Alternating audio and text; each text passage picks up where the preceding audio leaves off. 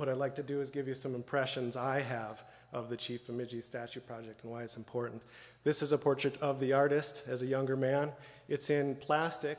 Materials carry heavy connotations, and I chose to do these reproductions of myself and call the piece reproduction because of a concern I have with the implications that plastic has on biological reproduction.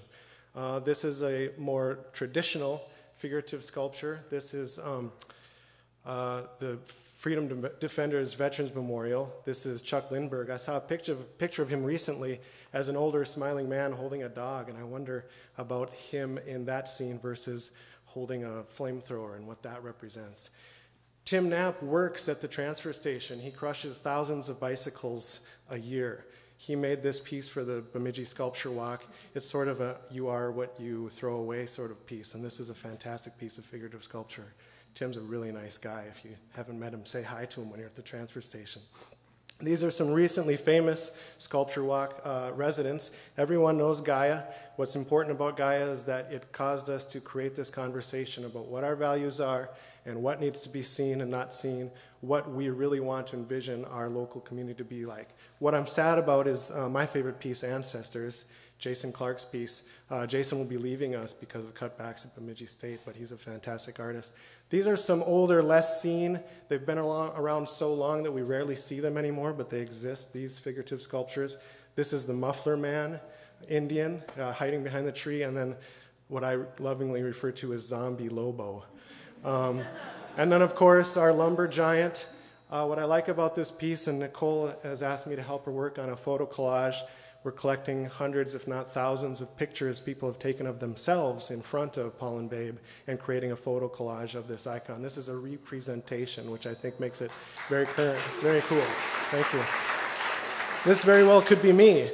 32 years ago, my first introduction to Shaynowishkung, Chief Bemidji, sort of this soft, featured, Gumby-like figure. And what's important about this impression that it makes on these kids to this day is that he's not real.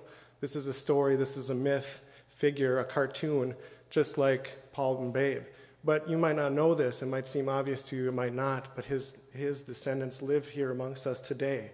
This is Donnie Hedberg and his wife, and Bev Raish and her cousin, their great-great-grandchildren of Shaynowishkung, and they're on the Chief Bemidji Statue Project. They're fantastic people. Chief Bemidji, or Shaynowishkung, as I like to call him, was a family man. He moved his family to this area from further down the river. He was not actually ever a chief. He was spoken as a man to speak for his people. More than likely, that was by white settlers who always needed to find somebody who was congenial and that could negotiate and possibly sign documents. You might have seen this picture already. We believe this is him standing in front of his doorway. This house was possibly more likely built in front of what is now Dunn Brothers today, or further down the shoreline, but definitely on the south shore. He was a canoe builder, a trader, a survivor, and a home builder.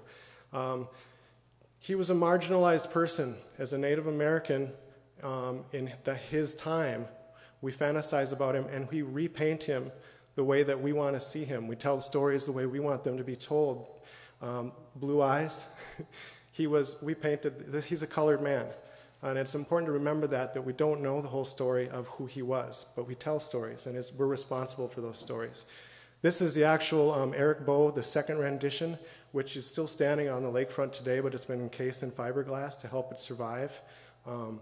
It was originally carved in wood and then painted.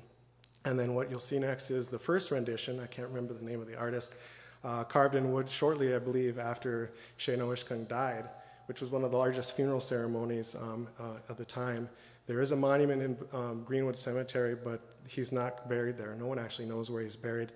We think that it's important when we create a new statue to honor Shaynowishkung, that is very realistic. We have people who have the tools and the abilities to create a realistic and dignified, lifelike statue, not a cartoon. The Abraham Lincoln head is like 9 feet tall back there. It's just fantastic. This is Stephen White. He's one of our 3 finalists. I'm really excited to see his proposal. This is Richard Blake. Another important thing about creating a dignified, realistic likeness is to be able to portray the humanity, the ethnicity, and the beauty of that man. Not a cartoon, a living man. And clearly a man who made an impact on all of us. and we preserved his name to this day. Many people wanted to create a spiritual likeness of Shaynowishkung. This is the work of Dwayne Goodwin, a local fantastic Ojibwa artist. He carves in stone. He was one of the artists that submitted for the statue project. I really love his work. But another thing that's important, Ann Rose, this is another one of our finalists, is what he held, his setting, the tools and objects he had. Maybe not a sword of conquest or a tall musket. Perhaps he was sitting on a woodpile with some children at his feet. I think the setting that we put him in when we place this statue is important. And Gareth Curtis, this is the third finalist. This is actually a life-size mock-up that he made as part of his submission. I think it's really important, right down to the anachronism of the beads and the leatherwork and the Western-style tie, that we capture and we honor Shaynowishkung the man, not the myth that we've been telling. Because this is Shaynowishkung the man, right down to the beads and the tie. And what I found out from being on this committee with Native members and elder women, both white and Native American, who are very smart, is that we're making history right now. We're deciding about history right now. We're telling those stories still.